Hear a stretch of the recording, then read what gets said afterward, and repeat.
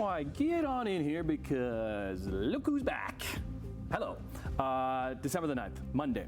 Here's what we're working on this morning. A few things to get to, including Niagara Police are asking people to stay away from a Welland subdivision. Simone Gavros is there and has some details for us. Star outfielder Juan Soto agrees to a record 15-year contracts with the New York Mets. And after over 2 years and 149 shows, Taylor Swift's Eras tour comes to an end in Vancouver.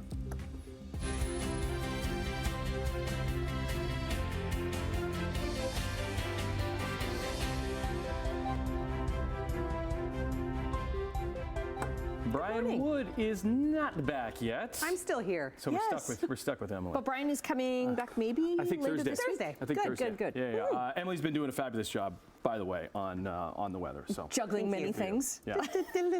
I understand we had some weather, some winter weather while I was gone. We did. Yeah. Did you saw it from afar? Did you? I saw it on my social media feed. I'm like, Okay. oh, I'm kind of glad I'm not there. Yeah. It was kind of a tricky week last week, wasn't it?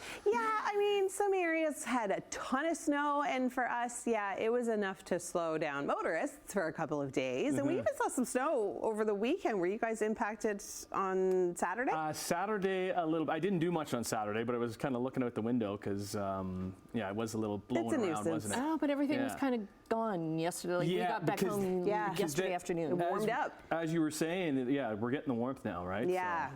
5 degrees was our daytime high yesterday, and that's going to be our daytime high again today. So mild weather continues for a couple of days, but then, as we were talking about last week, we've got a very active pattern, so it's going to be a bit of a roller coaster. We'll get to your forecast details in a minute. First, let's take a look at our cameras. They're shaking a little bit, gustier conditions right now. 403 and Waterdown moving well at this hour. Let's take a look at some of the other cameras that we do have in place throughout the region. This is the QEW Cooksville Creek moving well in both directions. 403 and Dundas also looking good at this hour. 401 and Airport, traffic moving well, and the QEW Skyway Burlington side also looking good at this hour. Your full forecast details, including a dramatic cool down on the way, but first, the news. Okay, thanks, Emily. Let's go to Niagara because police are on the scene in a subdivision in Welland for a police investigation. This is in the area of High River Trail and Waterleaf Trail. Police posted on X about the investigation just before 2:30 this morning. It's really unclear when this situation began. Details in the investigation, they have yet to be shared with the public. It is a small subdivision that has a mix of new builds and some older homes, which backs onto the Welland River. There is still a heavy police presence and people are asked to avoid the area. We've reached out to police for more information. Now, we do have Simone Gavros heading to the scene, and we're going to get her on the show as soon as she gets set up. Still in Welland, the Welland Canal is in for a big upgrade. The St. Lawrence Seaway Management Corporation is spending over $350 million on infrastructure upgrades over the next 3 years, and of that, $180 million will be spent in the Welland Canal region. The upgrades will focus on maintaining and upgrading locks and bridges, improving energy infrastructure, and ensuring the Seaway is efficient and reliable. The upgrades are to reinforce the Seaway's role in North American trade. In the meantime, there will be some temporary Welland Canal bridge closures to vehicle and pedestrian traffic this week. So Bridge 1 on Lakeshore Road in St. Catharines will be closed from 8 this morning until 5 o'clock this afternoon. And then Bridge 21 on Clarence Street in Port Colborne will be closed Thursday from 7 till 5. These closures are for preventive maintenance. 17-year-old boy died after he hit a power pole with his car in Milton on Saturday afternoon. Halton police say the boy was driving a 2005 Honda Civic southbound on the 6th line when it lost control and hit a power line or a pole east side of the highway. The boy was injured and did not survive. Police say that he was the only person in the car at the time. There were no other vehicles involved. Brantford police are asking for help finding a woman who's been missing now for almost 2 weeks. Her first name is Leslie. They have not released her last name. The 45-year-old was last seen near Market and Nelson Streets in Brantford on Tuesday, November the 26th. She's 5'4" with a medium build, a dark complexion and brown eyes. She's wearing a black coat with fur trim, a white sweater, gray jogging pants, and sheepskin boots. I want to get to international news now because ousted Syrian leader Bashar al-Assad has reportedly taken asylum in Russia after rebels seized control of Damascus, toppling over 50 years of dictatorship. The rebel group is led by Abu Mohammed Jolani, an al-Qaeda affiliate. U.S. President Joe Biden welcomed Assad's fall, while the U.S. military struck over 75 ISIS targets in Syria to prevent the terrorist group from taking advantage of the situation in the country. Meanwhile, Israel has ordered its military to establish a security zone inside Syrian territory to protect its interests. Closer to home here, Prime Minister Justin Trudeau said the regime's collapse ends decades of brutal oppression. However, Ottawa is urging Canadians to avoid all travel to Syria and to consider leaving the country if it is safe to do so. Canada's embassy in Damascus suspended its operations back in 2012. U.S. President-elect Donald Trump says he can't guarantee his proposed tariffs on key foreign trade partners won't raise prices for consumers in his country. I'm a big believer in tariffs. I think tariffs are the most beautiful word. I think they're beautiful. It's going to make us rich. We're subsidizing Canada to the tune of over $100 billion a year. We're subsidizing Mexico for almost $300 billion. We shouldn't be subsidizing. Why are we subsidizing these countries? If we're going to subsidize them, let them become a state. We're subsidizing Mexico, and we're subsidizing Canada, and we're subsidizing many countries all over the world. And all I want to do is I want to have a level, fast, but fair playing field. Trump says he'll impose 25% tariffs on goods from Mexico and Canada on his first day in office unless they stop illegal immigration and drug flow into the states. In that NBC Meet the Press interview yesterday, he also touched on monetary policy, immigration, abortion, and U.S. involvement in Ukraine and Israel. Trump also suggested that some political rivals and federal officials pursuing legal cases against him should be imprisoned. Back in this country, the Liberals are set to face a third Conservative non-confidence vote today.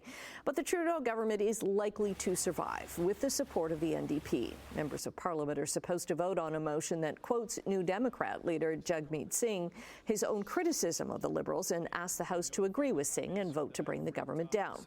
Singh, though, said last week he is not going to support the Conservatives by playing their games, so this motion is expected to fail. Well, a group of dads in Burlington, they're on a mission to make the holidays brighter for kids in need. Ho, ho, ho, ho, ho! Merry Christmas!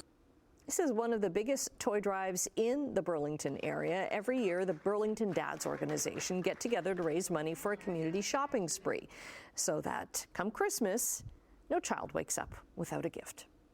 Started out as a Facebook group 11 years ago, and 4 or 5 years ago we started turning it into a community organization, and 4 months ago we actually registered as a not-for-profit. And this year they smashed their own fundraising goal, making more than double the year previous. Last year the campaign raised $27,000, filling 40 carts with toys. This year they raised $58,000. That's expected to provide around 7,000 toys for children in the Burlington area. Way to go, dads. All right, let's get into Sportsline. You know, Sunday marked exactly 1 year since Blue Jays fans were chasing private planes, hoping Shohei Ohtani was on one of them to come to Toronto and sign with the club. We know how that turned out. And although it wasn't as dramatic, they have missed out on this offseason's prized free agent. Overnight, the New York Mets have won the Juan Soto sweepstakes, taking the outfielder away from the crosstown Yankees, as he will reportedly sign the richest contract in pro sports history, locking up the 26-year-old to a 15-year, $765 million deal, which is more than the 10-year, $700 million deal the Dodgers signed Ohtani to. Jays in the final running once again miss out. Hopefully their plan B is better than it was last winter. Again, send a blitz. Allen season. Flips one ball for the touchdown, Mac Hollins. What a game out west between the Bills and LA Rams, where Josh Allen continues to set the NFL on fire. He was at it again on Sunday, becoming the first QB in history to throw for 3 touchdowns and also run in for 3. Problem was the Bills defense allowed Matthew Stafford and the Rams to run all over them and score the most points against them since 2022.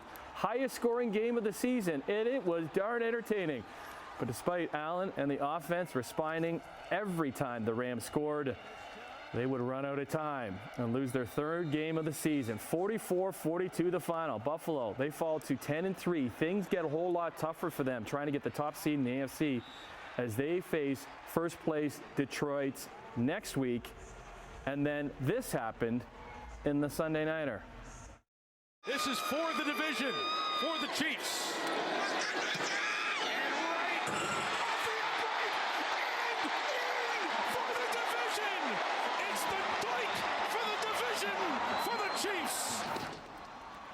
The doink for the division, says Mike Tirico. The Chiefs won their 12th game of the season and their 9th straight AFC West title after kicker Matthew Wright banked or doinked the game-winning 31-yard field goal off the left upright and in to give KC the 1917 win over the LA Chargers and a 15th straight win in one-score games. They are now 12-1, 2 and better than the Bills with 4 weeks to play.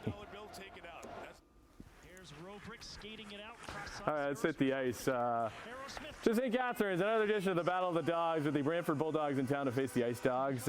Blake Aerosmith would score the eventual winner. That's a beauty snipe right there to put the Ice Dogs up a couple. And then their goaltender, Owen Flores, did the rest. He has been fabulous this season, making 43 saves for the first star honors. He was making his 17th straight start. Won Niagara's 17th game of the season, matching the win total from all of last year. They take it. 4-3 was the final. We love you too, and you're always going to be part of that family. And if we can't win, you should win. That is the voice of Toto Wolff. Mercedes talking that is to Lewis Hamilton, who drove his last race for the team in the F1 finale in Abu Dhabi. He won the F1 title with Mercedes 6 times, but is now moving on to Ferrari next season. With some donuts to celebrate in the finish area, that is. Lando Norris won the race, giving the Constructors' title to his team from McLaren for the first time this century. Max Verstappen finished 6th in the race, but did win his 4th title.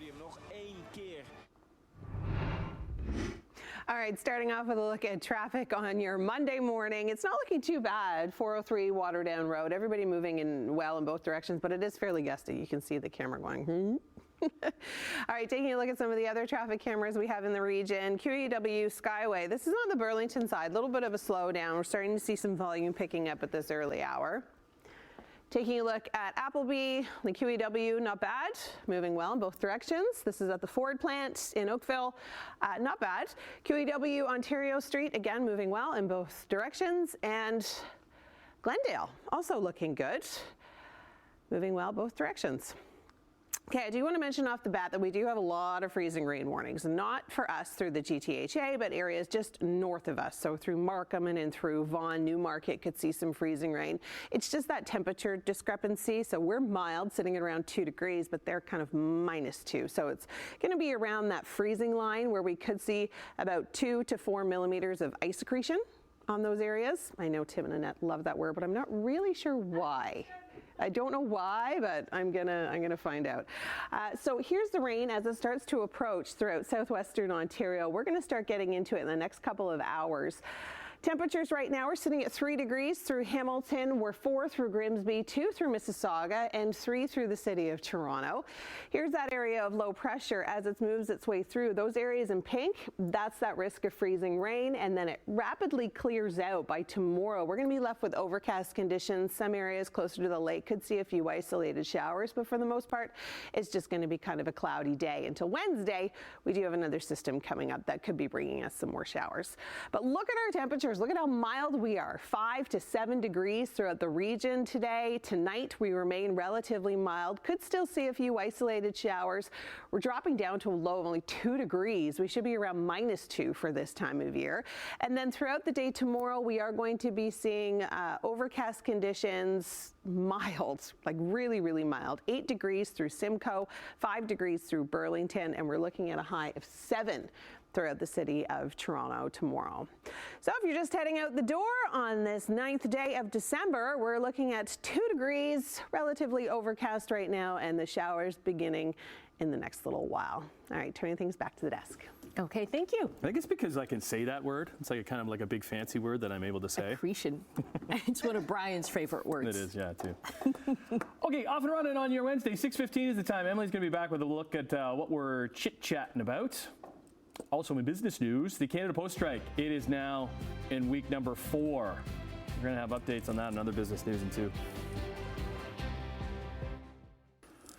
Okay, you. Hi. What we got today? I'm back. Well, Taylor Swift, that Eras tour has finally come to an end. I don't think that means we're not going to be talking about her anymore, but It's just this tour. Yeah, this is like our last little. Can we take a little break though? Maybe. We get like maybe a couple weeks off? Well, we'll see. You know, now she's probably going to get married and have babies or something. So we're like, you know. It's the next era. Yeah, exactly. Okay, Coldplay releases their extended director's cut of their new music video, and it features the legendary Dick Van Dyke. Very cool. And Sir Paul McCartney will be honored with his very own coin. All those details in Chit Chat. Okay, awesome. See you at that big red couch in a little bit. Business news. Let's start with our dollar, as we always do. It's down 2 basis points on this Monday. Since Friday, trading this morning at 70.72 cents U.S. Gold up $17, 26.7660 an ounce. Crude oil up 72 cents. 67.92 a barrel. Off to Europe we go. Hey, Europe, it's Monday. Markets are up in London, down in Frankfurt, and up in Paris. In Asia today, the markets were up in Tokyo and Hong Kong, down just by 1 point in Shanghai. Checking North American markets, the TSX added 11 points on Friday, the Dow was down 123, and the NASDAQ was up by triple digits. Okay, coming up on 6:19 on your Monday morning. Hope you had a great weekend. Thanks for being here. If you're doing the count along with us, it has been 25 days since 55,000 Canada Post workers went on strike, and there seems to be no end in sight. In a statement on Sunday, Canada Post said it's waiting for a formal response from QY to the proposal it submitted to the union back on Friday. Now, the union said it's reviewing what Canada Post put forward and questioned when the mediation process will officially resume. The union also reaffirmed its commitment to returning to the bargaining table. Federal mediation was paused nearly 2 weeks ago as the sides remain just so far apart. Calls for government intervention, that has grown. The government has yet to step in, despite intervening in other recent labor disputes. While recent cuts to federal immigration targets are expected to slow our economy, they are expected to stop short of causing a recession. The Conference Board of Canada says reducing population growth is going to lower both supply and demand, producing economic impacts that are different from a typical slowdown. This new report estimates the immigration policy could reduce Canada's gross domestic product by nearly $8 billion next year and over $16 billion in 2026. A chief economist says the immigration changes may be too drastic. The report says the government's hasty course correction brings a new set of challenges. They include employee strain and more labor shortages. TikTok has lost its bid to strike down a law that would lead to its getting banned in the U.S. The U.S. Appeals Court upheld the law in a ruling released back on Friday. The court denied TikTok's argument that the law was unconstitutional. The judges found the law does not violate the First or Fifth Amendments. Now, the ruling, that means the platform is one step closer to facing a U.S. ban starting on January 19th. That's unless it can convince the Chinese parent company, ByteDance, to sell and find a buyer. Now, President Joe Biden signaled a bill in April requiring the platform to be sold to a new non-Chinese owner or be banned in the U.S. And followed years of concern on Capitol Hill that ByteDance poses a national security risk. ByteDance has previously indicated it will not sell the social media platform. TikTok is expected to appeal. Okay, we are taking a quick break right now. Emily's going to be back with traffic and your 7-day forecast. Fairly overcast and wet start to the day. We do have those showers moving in through southern Ontario, so you'll need your umbrella. QEW at third line. Looking good, moving well in both directions. QEW east of Guelph line, also moving well at this hour. QEW at Cawthra also looking good, and traffic is a little slower on the Burlington side of the Skyway. Most likely volume, I'm not seeing anything on the camera, but if I do find out, I will be sure to let you know. All right, freezing rain warnings north of the city of Toronto and in through Hamilton. We're going to continue to see those Markham, Uxbridge, Vaughan, Richmond Hill, those types of communities. Temperatures are just a little bit on the cool side, but here comes that bulk of the moisture that we are going to be seeing throughout the day today. So if you're taking the puppers out for a stroll, 2 degrees around 10 a.m., an umbrella, booties, if your dog will wear them, mine will not. Throughout the day today, 5 is our daytime high. We should be around -3 for this time of year. So we're a little bit on the mild side in comparison to where we should be. 2 degrees through the overnight tonight. Could still see some lingering drizzle, some fog patches developing potentially. And then throughout the day tomorrow, we're just looking at an overcast day. Some areas could see a risk of a few isolated showers. And just a very quick look at the 7-day forecast, just so I can show you that dramatic dip in temperatures for Thursday into Friday. After that next system rolls through, we are going to be seeing a wind shift, and that is why we're going to be so cold. We'll talk more about that coming up, but first, Tim and Annette. Okay, thanks very much. Well, an iconic piece of movie memorabilia, an iconic piece, was sold at auction over the weekend. A pair of ruby slippers that we've talked about in the past, worn by Judy Garland during the making of The Wizard of Oz, sold for, $28 million. So only 4 pairs of slippers used in the film are still known to exist. The pair auctioned off on Saturday. If you recall, they were stolen from a museum in Minnesota almost 20 years ago. A collector had loaned the slippers to the Judy Garland Museum in Grand Rapids, Minnesota. When thieves stole them back in 2005, police recovered them in 2018. The 2 men in their 70s were charged. Is that the reason it's that, like, somebody paid that much money for it because of the story that's involved with them going missing for so long? I think so, yeah, that they were recovered. And these are the stolen slippers. $28 million?